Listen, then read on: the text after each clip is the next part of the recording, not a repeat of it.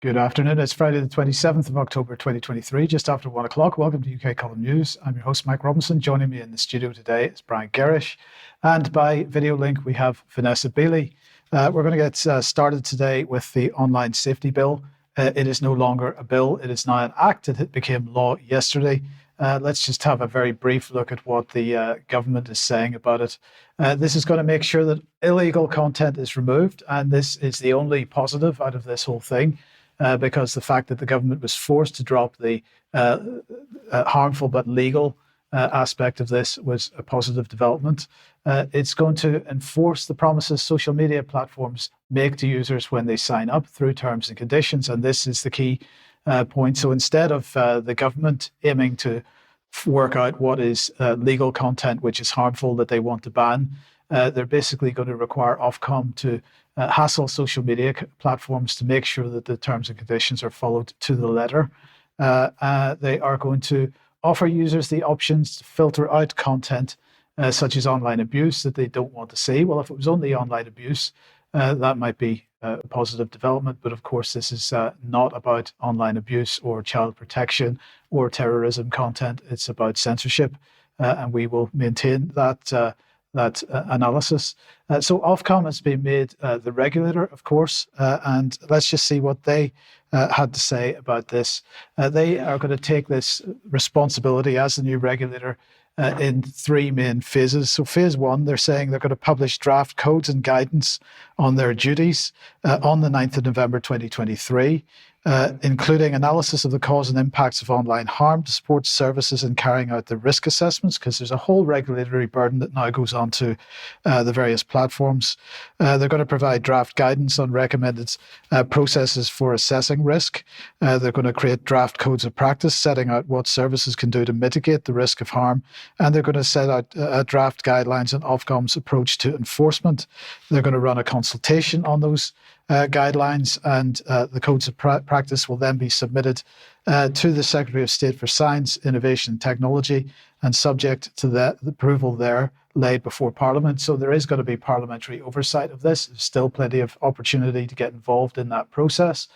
Phase two involves child safety, pornography, and the protection of women and girls. And they're saying that they are going to focus on regulated services and other interested stakeholders who will be able to read and respond to draft codes of practice related to the protection of children. And that's going to be in the spring of 2024.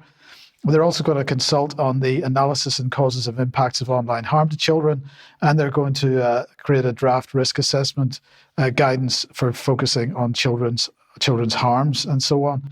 And then finally, phase three is about transparency, user empowerment, and other duties on categorized services. So that they're going to require companies to provide transparency reports. And this is all about how they manage their censorship regimes, how they actually adhere to their terms and conditions. So they're required to provide transparency reports that's going to provide, as they say, user empowerment tools, and they're going to enforce this operation in line with terms of service. The other aspect of phase three is the protection of certain types of journalistic content, because if, as a media organization, any media organization wants to sign up to this regulatory regime, they can do so. And then they may find that some of their content is protected, and social media companies, no matter what it says in terms and conditions and so on, will not be able to remove that content. This, of course, is all about making sure that the regulated narrative is protected, and that may be viewed as being the government narrative. So here is Dame Melanie Dawes, the chair of Ofcom. Ofcom is not a censor, she says, and our new powers are not about taking content down. Well, of course, Ofcom is not the censor. The censor is the platforms. The censor is the Googles, the Facebooks, the Twitters of the world. Ofcom is merely making sure that they pursue their censorship requirement as regular. That's the platform censorship requirement as rigorously as possible. So they say our job is to tackle the root causes of harm. How are they going to do that? Are they going to provide all kinds of societal change, which is going to deal with the root causes of harm? Are they going to tackle the criminal element which is producing the harm? No, they're not. And particularly where there's a lot of money to be made out of it, it's going to continue. Indeed. So let's bring this on, because, of course, we're talking about transparency. reports, they are going to be required to issue transparency notices. So if they feel that a particular organisation is not fulfilling their transparency requirements, they'll be in receipt of a transparency notice, and they'll then have to do certain things to resolve that. But I just was amused at this press release from Ofcom in February this year, talking about how they had been signing up surreptitiously, anonymously, not as Ofcom, to various platforms in order to establish what the user experience is like, with a view to informing how they enforce these transparency platforms. And of course, the other aspect that I haven't mentioned so far is the effect on end-to-end encryption. And just a quick reminder that, of course, the consultation which closed in July on the revised Investigatory Powers Act notices regime, well, we haven't had a feedback from that yet, but of course this is all about various other types of notices about making sure the government can get access to encrypted chats and so on whenever the government makes a notice. But the key point, as I'll just remind everybody, is that if they have issued a notice to, say, for example, get some information about who Brian Gerrish was speaking to at a particular time and what he might have been saying, they're not allowed to inform Brian that they've been in receipt of that notice. So the process of online safety and censorship begins now. And let's come in at a slightly different angle. This article from The Guardian caught my eye. It's labelled Opinion BBC. The furore over the BBC's Israel-Gaza coverage shows how strong and independent it needs to be. Starving the corporation of funds has been an act of national self-harm. We can make it fit to fight digital disinformation. So the gentleman in the picture, Pat Young, chairs the British Broadcasting Challenge, which promotes discussion about UK public service broadcasting. So I was fascinated with this article and I delved into it. One of the key images that comes up is the one you can see, which they had labelled pro-Palestinian demonstrators throw paint over the BBC building. But let's get into the meat of it very quickly. It says the BBC operates under the most intense scrutiny of any media organisation in the world, and this has never been more apparent than over recent days as the world comes to terms with an unimaginable massacre in Israel and the aftermath in Gaza. Interesting language there by The Guardian, of course. A number of politicians and media outlets, most with not well-hidden agendas, have chosen to see the BBC as the issue on which to concentrate. They're right. Well, we're absolutely right. So it goes on to say the BBC is the issue because a strong, well-funded and editorial independent BBC has never been more important for an informed democracy than it is today. But the government's been stripping away funds. People have been questioning its impartiality, quite rightly. And so now we find ourselves with 30% cuts to the BBC budgets. And oh dear, there's woe. But what is this British Broadcasting Challenge that this gentleman is involved in? Well, this is where it gets really interesting, because here it is. And it's got two simple goals: to promote a wide-ranging discussion about the future of UK public service broadcasting, its potential for good, its ability to transmit truth, its institutional place at the heart of the UK, and how it can be improved for the digital age. And they want that debate in public. Well, at least that second point is of interest. But if we get into a little bit more detail about them, they say, we know facts matter, we know accountability matters, we know identity matters, we believe that how these values are transmitted matters. And then it goes on to say we're very lucky in the UK because we've got the publicly owned BBC, Channel 4, S4C, with agreed content commitments from ITV, Channel 5, Scottish Television, Ulster Television, as well as obligations on all licensed broadcasters. This ecosystem works to ensure fairness, impartiality, through its uniquely British construction, whatever that means. It covers commitments, content, arts and religions, portrayal of the nations and regions. And then by the time you get to the bottom, it's also pointing out that there's 118 billion circulating, which it says is added value to UK PLC. A lot of questions to be asked about that. And if I do this second bit very quickly here, it says that they're worried because in a fast-changing media landscape, our unique ecosystem is under threat, under funding from the proliferation of unregulated broadcasters online. This is where the fear is coming from, and from the exponential growth of social media platforms, from US-based streaming services shorn of any public service broadcasting obligations, from changes driven by ideology over evidence, and even from benign neglect. So it's all woe, but what are they really frightened about? Social media coming online. But they ask this question. They say, if the government has got a deliberation going on about the future of public service broadcasting, shouldn't this be available to the public? So I'm going to go with them on this point, although clearly they're in defence of the whole system in itself. And if I come to the Public Service Broadcasting Advisory Panel, which was set up here, we're talking 2020. Let's bring in a headline. Membership of the advisory panel is voluntary. An invitation from the Secretary of State, Culture, Media and Sport, and or the Minister of State for Media and Data, who will chair the panel. So it's clearly independent, Mike, as you can see. And it goes on to talk about its role and purpose. So whether the concept of public servicing broadcast is still valid, how it should conduct its affairs, how it should be regulated. But then my eye was cast to the selected people. And we've got senior advisor at BT, we've got Liberty Global, we've got Lord Grade, former chief executive of Channel 4, chairman of the BBC Board of Governors, and executive chairman of ITV PLC. They're all completely independent still. And then we drop down through this selection, which I'd encourage people to look. And this one caught my eye, Sophie Turner-Lang, former CEO of Endemol Shine Group. Now, I have never heard of Endemol Shine Group, so I did a little bit of work on that. And here is a takeover of Endemol, which means that it's now the largest international content producer and distributor, 88,000 hours of multi-genre premium entertainment, most of which I've seen is very dark. And you're talking about 2.7 billion.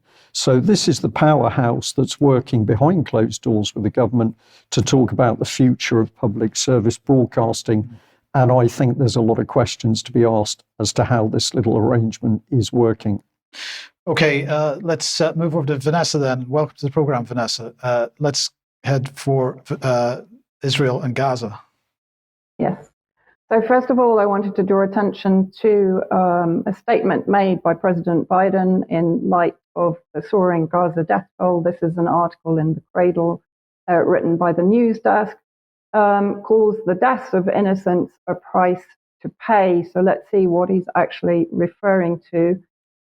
He basically is very disparaging about the figures being put out by the health ministry in Gaza, despite the fact that traditionally Human Rights Watch, Amnesty International, UN agencies have always relied on those figures and found them to be historically very accurate.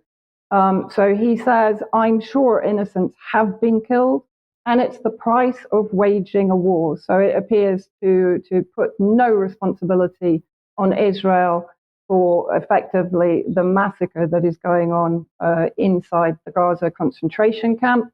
Reminds me a little bit, not totally similar context, but to Madeleine Albright, who over the death of 500,000 dead Iraqi children said that it was a very hard choice, but the price, we think the price is worth it. As I said, not entirely similar context, but it just reminded me of that. So in response, the Palestinian Ministry of Health has now published a 212-page report, which is available online, including all details, names, family names, etc., of more than, I think we're now at 7,500 killed in Gaza that are currently being buried in mass graves, and their bodies are being held in converted poultry trucks and ice cream trucks. 3,000 children, just please let that sink in. How many schools in the UK would that involve of children? Then I want to focus on the continued dehumanization campaign, particularly by members of the Zionist government or with connection to the government. This is from Dan Gilliman, former UN ambassador of Israel 2003 to 2008. Interestingly, he's also a senior advisor to the Blackstone Group and CEO or chairman of the Blackstone Group Israel. So let's roll that, Mike. Just want to ask you then about something else he said in his speech, which is about the collective punishment, as he put it, of the Palestinian people. And I want to talk about that in the context of the blockade and keeping fuel out of Gaza. I just wonder if you think that that is really necessary. You know, I'm very puzzled by the constant concern which the world and also Britain, I must say, Mark, is showing for the Palestinian people, and is actually showing for these horrible, inhuman animals who have done the worst atrocities that this century has seen, and the worst atrocities that Jews have suffered since the Holocaust. Interesting language being deployed there. And then we have James Woods, who I believe was the executive producer on the film Oppenheimer, who tweeted out, and I have to say, although X, as it's currently called, may have limited visibility, there has been no action against this, which is clearly hate speech on the par, for me, with the hate speech and dehumanization rhetoric that the Nazis deployed against the Jews. So he says, bomb the savages who did this back to the Stone Age. There are no grey areas. Kill them all, every Hamas savage and every Hamas supporter on earth. Bury them with the entrails of pigs. Just to clarify, that Gazan civilians have been putting out very regular announcements that they stand by the resistance factions and that they're not going to be driven out of Gaza. Next, I want to show a very short clip of an interview, again by Sky News, with an IDF commander, which is quite extraordinary. Now, on the bombardment of Gaza, it's causing a death toll that is surpassing anything in the decades-long Israel-Palestine conflict. What percentage of the something like 700 deaths a day that are being reported from Gaza, what percentage are Hamas terrorists? Mark, we are not bombarding Gaza. Oh, you can watch the full section of that interview. It's available pretty much everywhere on social media. But interesting that Max Blumenthal then tweeted out following Netanyahu's address amid the war with the Palestinian resistance factions. Netanyahu, the leader of Israel's master race democracy, this is Max's terminology, declares, "We are the people of the light." They, presumably meaning the Palestinians, are the people of darkness. Then vows to fulfill biblical prophecy, which is based on the apocalypse, through the bombardment of Gaza. Personally, I've been calling it the Hiroshima doctrine.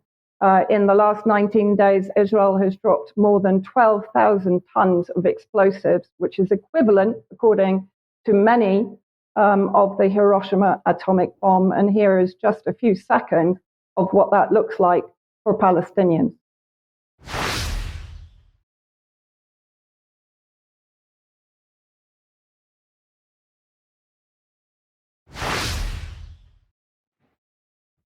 Then moving on, Israel's ambassador to the UN, Gilad Erdan, who, by the way, when he stepped up to speak at the UNGA, many diplomats walked out in protest from the meeting.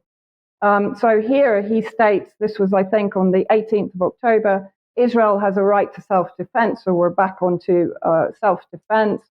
Hamas is solely responsible for the Palestinian situation in Gaza and is committing crimes against humanity. We'll come on to that. In the wake of the Holocaust, we collectively swore never again, so we have reference to the Holocaust again. This is one of the main reasons the UN was established. Never again, dear colleagues. Of course, within 3 years of the end of the Second World War, the Zionists were carrying out another ethnic cleansing against Palestinians, which is being denied, of course, by Zionists and their supporters.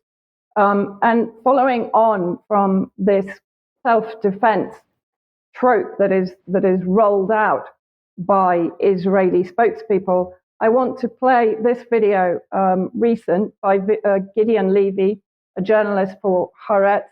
He's a Jew, and here he's speaking about the Israeli state. I know many occupations which were longer than Israeli occupation, than the Israeli occupation. Some were even more brutal, even though it's getting harder and harder to be more brutal than the Israeli occupation. I don't recall one occupation in which the occupier present himself as the victim. Not only the victim, the only victim. If to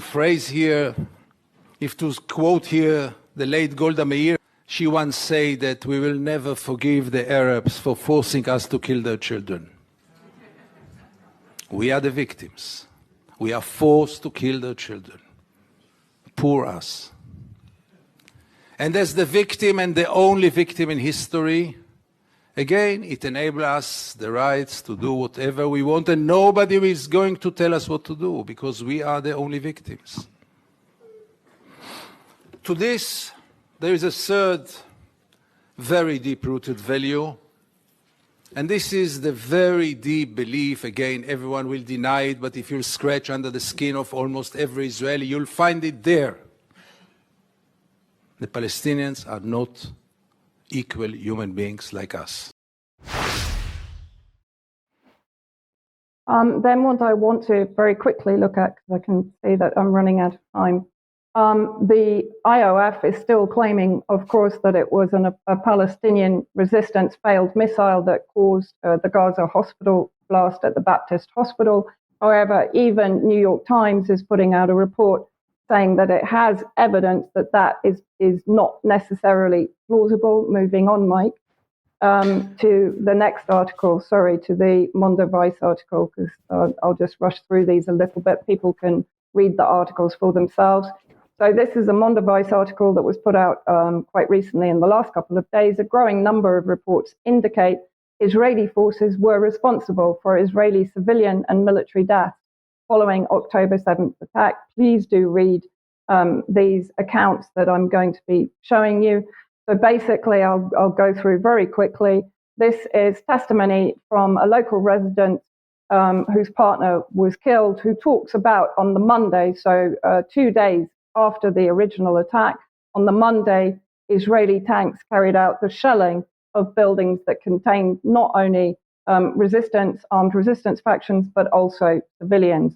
So they effectively killed a number of civilians. And then moving on to the recent release of hostages taken by the resistance factions. This is Yocheved Lifshitz statement that caused great perturbation amongst the Zionist media and PR moguls in Israel, if we can see what they actually said. Because basically Lifshitz was saying that they were treated extremely well by the resistance factions. And in fact, the footage of her leaving shows her shaking the hand of one of her captors. A source who's involved in Israel's wartime public diplomacy basically stated that allowing Lifshitz to speak publicly with her daughter translating into English had harmed Israeli Hasbara public diplomacy, basically supporting Israeli political agenda. Two other articles that I recommend that basically bring together all of the alleged atrocities and break them down and demonstrate that actually many of them were based on unverified, unsubstantiated reports and should be either retracted or qualified post the event. So we're seeing again the rush to judgment, the claim of atrocities is now being severely watered down by good investigative journalism. So you have this article from The Cradle, and then last from Mint Press News, how big media facilitates Israeli war crimes in Gaza. I do recommend people read both of those. Okay, brilliant. Thank you very much for that, Vanessa. Let's move on. We'll come back to this topic a little later, but let's move on with this. Yesterday, Rishi Sunak was describing the future for us in the UK and the world, in fact, with respect to artificial intelligence. He's saying that AI has the potential to transform society, but it brings new dangers and fears. So this speech that he gave yesterday was really a precursor to the AI Safety Summit, which is going to be hosted by the UK on the 1st and 2nd of November. This, of course, is coming under the Department for Science, Innovation and Technology. One of the key objectives of the AI Safety Summit, they say, is this is the first ever summit to discuss AI safety, is to come to a shared understanding on the emerging risks, which can then inform how nations manage them. So let's just look at some of the things that he said in his speech. The British people should have peace of mind that we're developing the most advanced protections for AI in any country in the world. So how are they going to do that? Let's have a guess. Well, they're going to do that by removing all the regulation. They're going to stop the regulation because regulation stops innovation, and therefore they've got to stop the regulation. They're just going to let people do whatever they like. This is a point of principle. We believe in innovation. It's a hallmark of British economy. So we will always have a presumption to encourage it, not stifle it. Instead, we're building world-leading capability to understand and evaluate the safety of AI models within government, because government has demonstrated, particularly in the last 2 or 3 years, how well it copes with models, of computer models, whether they described as AI or not, particularly with respect to, for example, public health. So they demonstrated how capable government is with modeling, and this is now going to be rolled out to AI. And so just to look at what they're actually doing here, they are now shutting down some of the regulatory bodies that they've already established on this. So this is the Advisory Board for the Centre of Data Ethics and Innovation. This publication has been withdrawn on the 12th of September 2023. The content is no longer current. The Centre for Data Ethics and Innovation Advisory Board closed on the 9th of September 2023. So they're taking away all the sort of oversight that was there for AI already. And then we have the Data Protection and Digital Information Bill that's currently being looked at through Parliament, or going through Parliament at the moment. And it's going to see the role of the Information Commissioner replaced with an Information Commission. So they're going to keep the name more or less the same, but the role is going to be very different, and it's going to have a lot less oversight and regulatory oversight on what's going on. So here is Professor Fraser Sampson, the Surveillance Camera Commissioner. The loss of regulation and oversight in this key area comes just as the evolution of AI-driven biometric surveillance makes it more important than ever. But don't worry, this is going to be the safest place on earth for... Not. Yes. Or not. Okay, if you like what the UK Column is doing, you'd like to support us, please head over to community.ukcolumn.org. Join us there, become a member. This is how we exist, and your help very much appreciated. You could pick something up on the UK Column shop, and well, it's nearly coming to Christmas again, and so the gift cards are available if you would like to grab one. For anybody waiting for an MHRA t-shirt, those will be with us on Monday, so they'll be shipped out next week. You shouldn't have to wait for very much longer. We just add to that, Mike, it is this tremendous support by our subscribers and people who donate to the column that have allowed us to start to expand what we're doing. We want more content. We want more people presenting. We want more investigation. And all of this is possible with your support. And ultimately, if you can bring in more subscribers, this makes everything possible. So, yeah. Yep, but you can also help by sharing material. So ukcolumn.org, especially ukcolumnextracts.co.uk. Now we have got a bit of a correction. Now, NewsGuard says we don't make corrections, but we have a bit of correction to make. Well, it's a very important one. And of course, I am at fault because I'm going to call it a typo, but I was reporting on the fact that either Keir Starmer had got two opposing ideas in his head, or a lot of people suggested he was lying. Well, I couldn't confirm or deny that. But apparently the key thing that I got wrong was that I made a mistake with his name, which should have been K-E-I-R, and I put it Moore Construction Company, K-I-E-R. So there we are. There's a correction by UK Column, and we do apologise to Mr. Starmer that we got his name wrong. Now, on much more important issues, we would like to thank a viewer who pointed this Telegraph headline out to us. Care home residents left to starve in pandemic. The COVID inquiry is told. Scottish bereavement groups give evidence about how their loved ones were neglected. Now, of course, this is behind the Telegraph's paywall, but this is the little caption: care home residents may have been neglected and left to starve during the pandemic. Lawyers representing bereaved relatives have told Scotland's COVID inquiry. We hope to have a lot more information for viewers about this, and stay posted, because what a horrific time that was when we allowed our elderly relatives to suffer under the brutality of lockdown. Now, if you think that's bad enough, let's have a little look at how the police are operating in UK in 2023. And another big thank you to a viewer who pointed this clip out to us.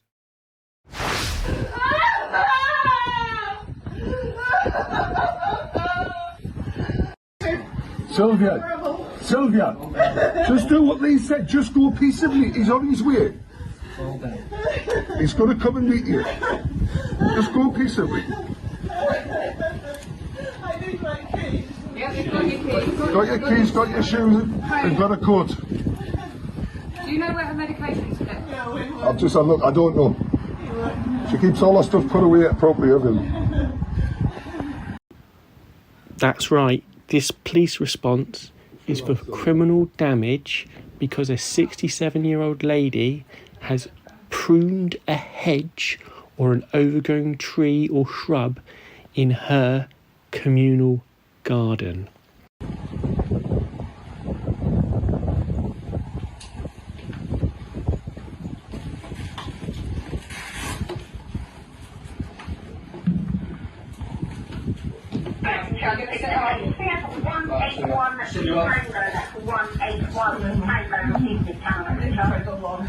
I'll get you some water. Yeah. All covered. You alright, buddy? I'm fine. Yeah? I'm fine. Are you? Yeah, oh, better days. You just made an illegal arrest there. Oh, I didn't. You did. You did, because she got a letter from the landlord saying she's got access to the garden. It's a communal garden and she can move twigs, yeah? Well done. So, what's your badge number? You're bullies, you're fascists, yeah? There's not crime going on like rape, murder. You're going to be held accountable for this. Yeah, you can wave all you like. Illegal arrest, mate. Illegal arrest. Well done. Your mother must be proud of you. Right, here are some stills from the original Facebook post. You can pause and read if you'd like, but what I would suggest is go in the description, hit the link, and go to the original Facebook post and show support to Ria and Sylvia that way. Long story short. So there we are, an extremely poignant bit of film, but what does it really show? The disgraceful state of Britain's police at the moment. Of course, the male taking control of the situation has got to be that powerfully built man, because an old lady is on the floor and she's been cutting twigs. The brutality of it, the callousness of it, absolutely no engagement with that elderly lady at all. She's carted off. This is the state of UK in 2023. We are standing on the international platform to lecture other countries as to how they should be conducting their society. It is appalling, and the police need to be held to account over this. Okay, let's move back to the Middle East, well, at least the United Nations Security Council. Now, we were talking about on Wednesday about the recent efforts to call for a ceasefire through the Security Council, which failed because of a veto from the United States. Two more attempts have been made at this in the last couple of days, both on Wednesday. One was from the US, a draft resolution from them, and also one from Russia and the UAE from Russia, I believe. But anyway, both votes were failed. And I'm going to start here with Vanessa sort of showing a little bit of the clip from this, a little bit of the speech from this. But I just wanted to show the comments from the Israeli permanent representative Gilad Erdan on, or at least a couple of them, on this. Let's have a listen. You would feel that there is a blatant double standard and that the international community is blind to your agony and that the council isn't taking even the most basic steps that anyone with a slight moral compass should take. This is precisely how the state of Israel feels right now. Those who have voted against the US-led resolution have shown the world that this council is incapable of doing the most basic task of condemning ISIS-like terrorists and cannot confirm the right to self-defense of the victim of these heinous crimes. Hamas has perpetrated the most barbaric massacre of Jews since the Holocaust. Hamas is solely responsible for the Palestinians' situation in Gaza. Hamas is committing crimes against humanity. In the wake of the Holocaust, we collectively swore never again. This was one of the main reasons the UN was established. Never again, dear colleagues, is now. Do not forget this. So that's the position of the Israelis. The US resolution was not satisfactory to China or to Russia. So let's just bring the comments of Vasily Nebenzia on screen, because this is what he had to say. It's extremely lamentable that for 2 weeks since this crisis erupted, the Security Council has not been able to send a collective signal to de-escalate the situation. The bloodshed is ongoing. The number of civilian casualties is now in the thousands and millions are displaced. I urge a hard think about these shocking figures. He said national and narrow self-centered ideological and political interests prevailed over the aim of stopping a humanitarian disaster. The Russians' main complaint about the US-led draft resolution was that once again, it's requiring or acknowledging or claiming that Israel has a right of self-defense. It's extremely one-sided as far as they're concerned, and they weren't prepared to accept that basically that the draft resolution went far enough with respect to a ceasefire. The Chinese had this to say: we used our veto based on facts, based on law, based on conscience, based on justice. The US text was seriously out of balance and lacked the strongest calls necessary for a full ceasefire. So no, there is still no agreement within the Security Council on how to move forward because, of course, the United States and Britain are the main barriers to this. As far as I can see, they are not prepared to call for a ceasefire, and that is the problem. No, because we don't want peace. We don't want to stop people being killed. We want to continue the violence, continue the profits, continue the building of the power base. This is why there's no effort to stop the fighting in Ukraine either. It's obvious what's actually going on in UK and on the international platform. Vanessa, let's come back to you. And you wanted to comment on the video that we were showing on Monday's program, I think it was, respect to the son of the Hamas founder. Yeah, well, I mean, what I found very interesting is that interview coincided almost perfectly with Israeli President Isaac Herzog putting out this extraordinary claim that during the attack on the 7th of October, Hamas just happened to drop leaflets showing how to put together chemical weapons. Now, obviously, I am making the comparison with Colin Powell and the weapons of mass destruction in Iraq. But let's see how that combines with, the interview was actually by Alistair Bunkle of Sky News, who also was heavily involved in pushing out the Western propaganda narratives in Syria.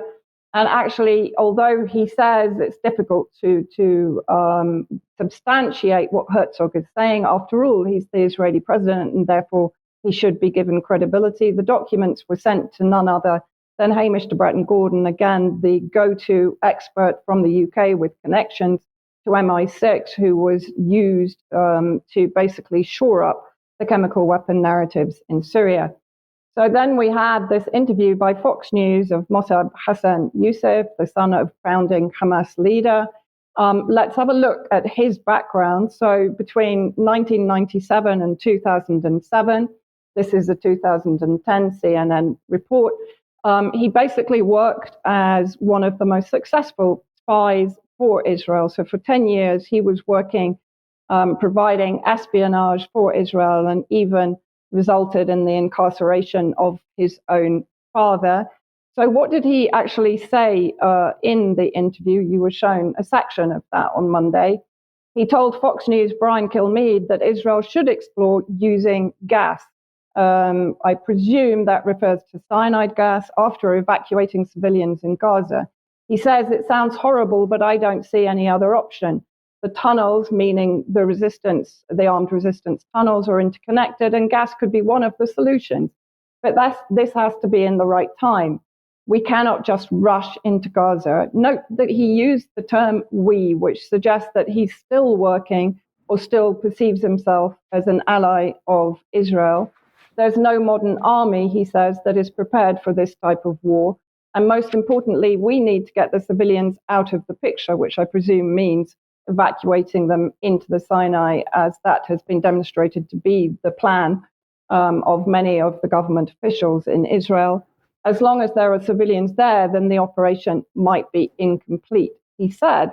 Now, I tweeted this out and I suggested that this could potentially lead to a false flag. We have a very familiar claim that chemical weapons are being used by Al-Qaeda. I find that doubly interesting because Israel is known, it's documented, that they supported, they funded, they armed, and they provided hospital treatment for Al-Qaeda in Syria. And yet here suddenly we have claims that Al-Qaeda did have access to chemical weapon manufacturing ingredients, which has not really been fully admitted before, particularly by Western officials who've been promulgating the Syrian government chemical weapon attack use narrative.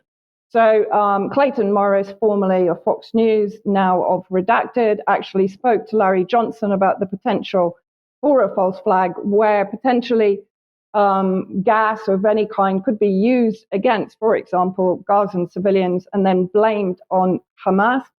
A few days later, an article came out in Middle East Eye, which again has the headline, Israel-Palestine War.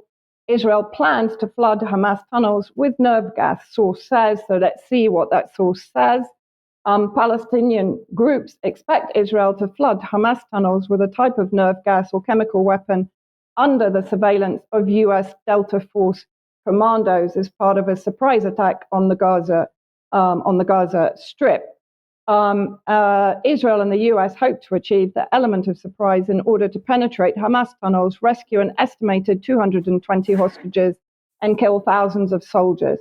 Now, I do have to mention that there are notifications circulating, particularly on Telegram channels, that 50 civilians among those hostages have been killed by the Israeli bombing on Gaza. And I just want to finish, if there is no false flag in Gaza itself, I would also rather predict that there may well be a false flag in the US, in Germany, in France, or even in the UK that could escalate the conflict and would be blamed, and by an attack, I mean a chemical attack, and that could be blamed on Hamas. Now, that is speculation, but I would like to put it out there as a prediction.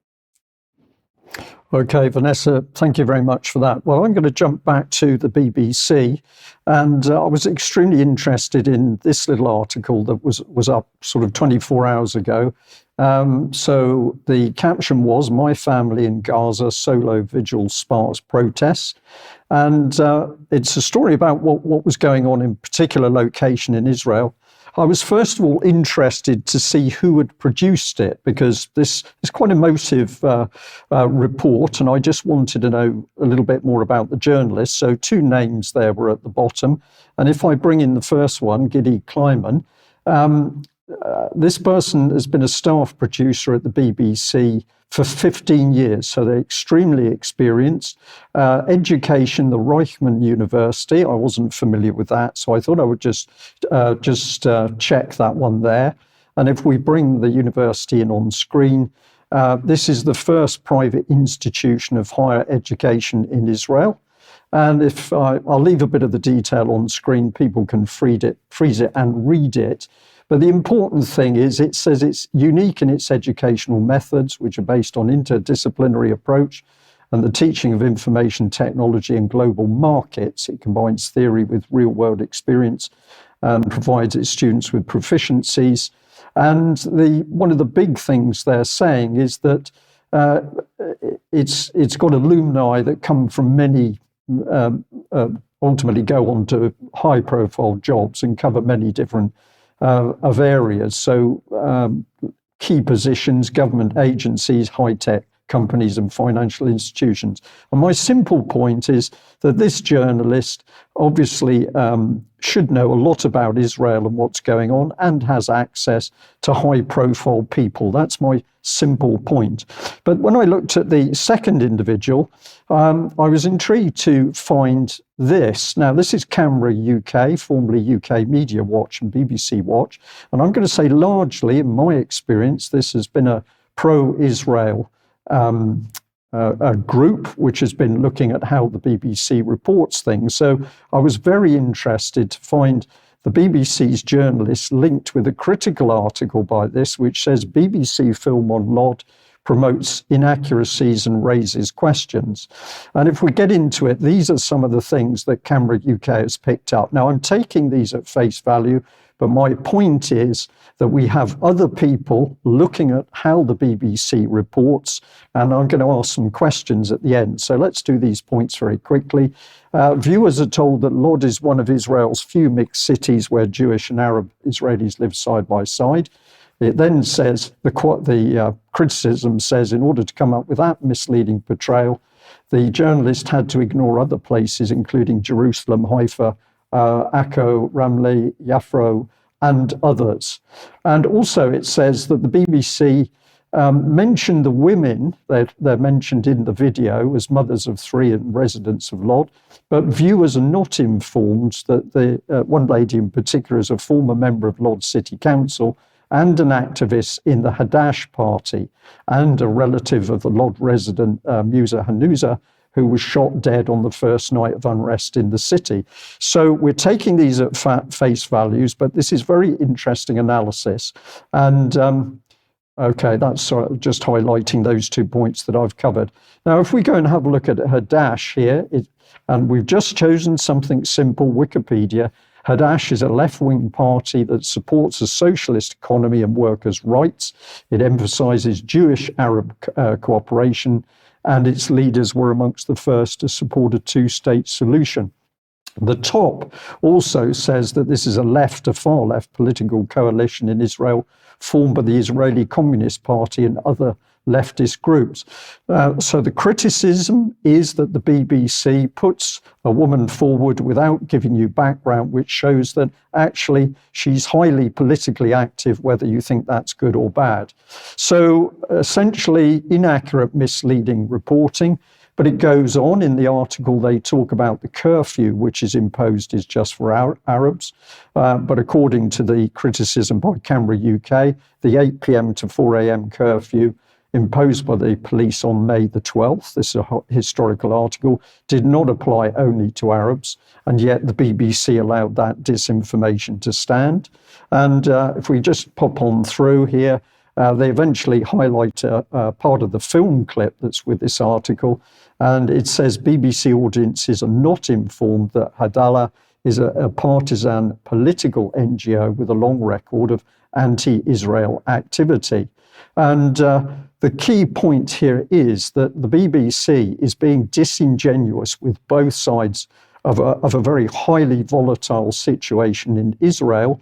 And here we've got a pro-Israeli organization criticizing the BBC for the fact the BBC is not telling the truth. And I'm going to ask our audience today, is this just a failure of the BBC, or is the agenda of the BBC to help create the friction and have both sides at each other's throats? Remember that in Syria, BBC Charity, BBC Media Action was happy to state that they worked with opposition leaders in order to help their objective in challenging the president himself. So I'll leave readers with that analysis, but I find it fascinating that a pro-Israeli organization is now saying the same things that we are, which is the BBC is simply not telling the truth. Okay, let's look at this. This is David Sachs pushing out. Well, this was a Twitter space with Elon Musk. Where is Israel-Hamas war heading? Could this lead to World War III? And this, some of the things that Musk said in this interview were picked up by various media organizations is Fortune. Elon Musk fears the West is foolishly sleepwalking our way into World War III and calls for an immediate ceasefire in Ukraine. This is TASS, so it got to Russia as well. Musk sees the world sleepwalking its way into another world war. So let's just have a look at some of the things he said. A combination of Russia, China, and Iran should be viewed as very strong relative to the West. The potential here isn't a small battle. It's a massive battle where the industrial capacity is of comparable size to the Western alliances. We do not have an overwhelming advantage in industrial might. Unfortunately, our policy has been forcing Russia and Iran to ally with China. It's been forcing them. What choice have we given them? So, first of all, he's recognizing that actually this isn't about sleepwalking into a conflict. This is being engineered. And so while the general public might be sleepwalking in by not pushing back on what our governments are doing, governments are very, very clear. They are using policy decisions to force a reaction from other countries. And inevitably, two major blocks are being created here. And so Russia has the raw materials, China has the industrial capacity, frankly, a perfect match from a war standpoint. So we need to stop doing that. Well, I think this is what we at the UK Column been pointing out for a very long time. If we look at what the UK has been doing over the last couple of decades, but recently in the last 10 years in particular, if we think about Integrity Initiative, the absolutely rampant media disinformation about Russia in particular over the last 10 years. And it continues. This is just from today. The Mail banging the war drums again. Putin is trying to form a new axis of terror against the West. Experts fear as Russian despots invite Hamas and Iranian leaders to Moscow. This couldn't possibly be about peace or making some kind of negotiation over hostages. No, this is about creating an axis of evil, which we then are inevitably going to fight a war with. And the media, the government, the think tanks, the NGOs, they are all, it seems, working together to develop a narrative which is going to bring us not sleepwalking into the Third World War. It's going to bring us very rapidly into that unless, the general public decides enough's enough. Yeah. Where does that take us? I think it's back to Vanessa. Yeah, very quickly. So I'm going to end with two videos. First of all, both these videos are based on the premise that the establishment of the Israeli state, or what I would call the Zionist state, was basically a hit-and-run colonialist project by the British. The history of that is in these two links, if Americans knew, and then also this backup at Mondo Vice, if you want to move on, Mike. Yeah. So those two articles will give you the very concise history of what went on. Now, the first video is from an intellectual and historian, Shahid Bolson. He has a very controversial past. He has put out a video disputing that controversial past, which is up at his YouTube channel. So let's just roll this and listen. I think he talks a lot of sense. We should more or less be on the same side, but they keep making you do things that make it impossible for us to side with you. And that's the whole trick, and you keep falling for it. We don't have a problem with Jews. We never did. Muslims don't have a problem with Jews, and history attests to that fact. But the people who do have a problem with Jews are the biggest backers of Zionism. And we do have a problem with Zionism. And you should too, because it's a plot that's against you and not for you. If you think about it, they're tricking you in every which way. The U.S. didn't defeat the Nazis and liberate the concentration camps. Russia did that. Some of the biggest backers of the Nazis were in America. And after the war, they brought over all the top Nazis in Operation Paperclip, and you know it. And right now, they're backing an army in Ukraine who literally fly the swastika, fighting against the country that ended the Holocaust. And you're supporting them. You see how confused you are? Don't you see how they've never changed? How the West has never changed? Don't you see how they want you to be against anyone who ever gave you refuge, anyone who was ever decent to you? And you still think this is support? You still think this is love? You think this is friendship? They're using you and they're ruining you because they never stopped being anti-Semitic. That's the truth. They never stopped being anti-Semitic. So my message to Israelis would be, stop being led by the nose by anti-Semites and actually make peace with the Semites, with the Arabs, with the Muslims, and get yourselves free once and for all from the United States, from Europe, and from Zionist anti-Semitic manipulation, because it's going to be the death of your country. It's going to be the death of your society. And like I said, it's going to be the death of your souls. Because in order for you to do what the United States wants you to do, you have to do things that are against your belief system. You have to do things that are against your morality. You have to do things that are against your own sense of humanity. And it's going to destroy your reputation. And it is destroying your reputation all across the world, and more importantly, across the global south, which is where the future is. So you need to stop being manipulated by the West. You need to stop being manipulated by the United States and stop being manipulated by the people who are taking money from the United States and lining their pockets with it. They're sacrificing your children, they're sacrificing your sons and daughters, they're sacrificing your quality of life, and they're sacrificing your future just to line their pockets. Everybody knows that Netanyahu is doing nothing now but trying to save his political career, no matter how many lives have to be lost, Palestinian lives or Israeli lives. He doesn't care, and neither does America. So you need to wake up and start using that great brain that we all keep hearing about.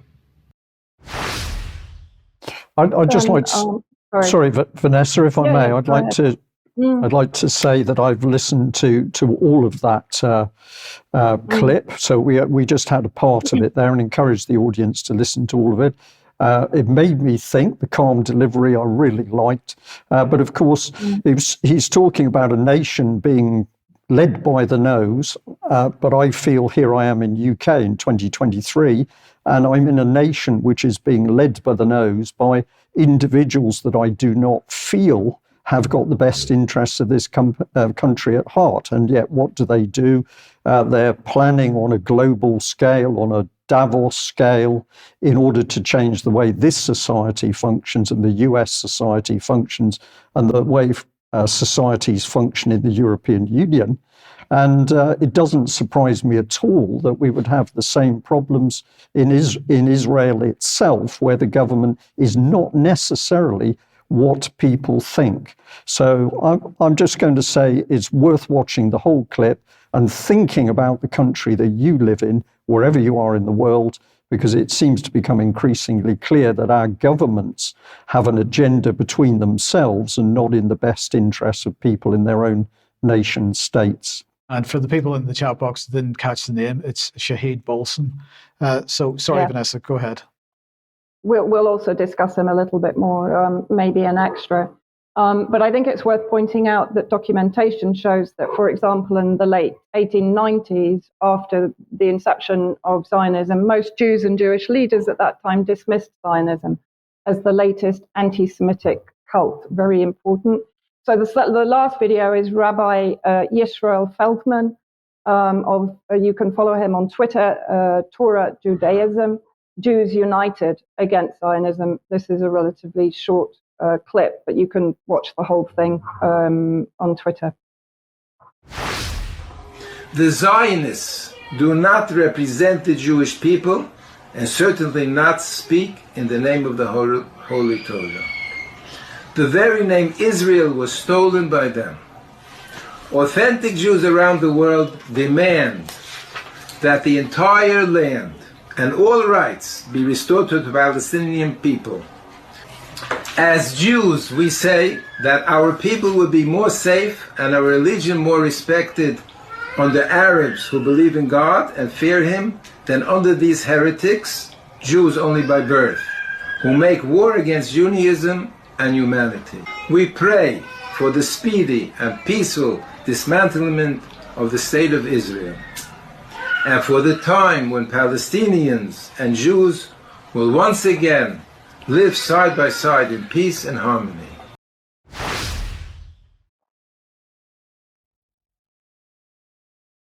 I think it's just interesting to get that opinion, which is echoed, by the way, by many Jews in America, in Europe, and in the UK. And we're seeing more and more Jews going onto the streets to demonstrate against what their government in Israel is doing.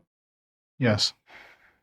Okay, Vanessa, thank you very much for that. I'll just say back to our audience today that the views that have been put across, we're pleased to put across because we think they're important issues which we need to talk about. We also know that there are individuals who wish to put across comment from an Israel perspective, and that is only right. And within UK Column ourselves, we are covering as much as we can of this tremendously emotive situation. So today is Friday. Monday will be another UK Column News where we'll be looking at other aspects of what's happening. But nobody should be in any doubt that the position of the UK Column is that we want this horrific violence to stop, whether it's in Gaza, whether it's in Israel, whether it's in Ukraine. And we believe that it's going to take a lot of effort by a great many people in many nations to call their own governments to account to stop this violence. And we'll leave you with that thought on this Friday afternoon. But thank you very much for joining us. We'll be back at the same time on Monday. And we'll be back for Extra before We that. will be back for Extra as well. So if you're a subscriber, join us then. Bye-bye. Bye-bye.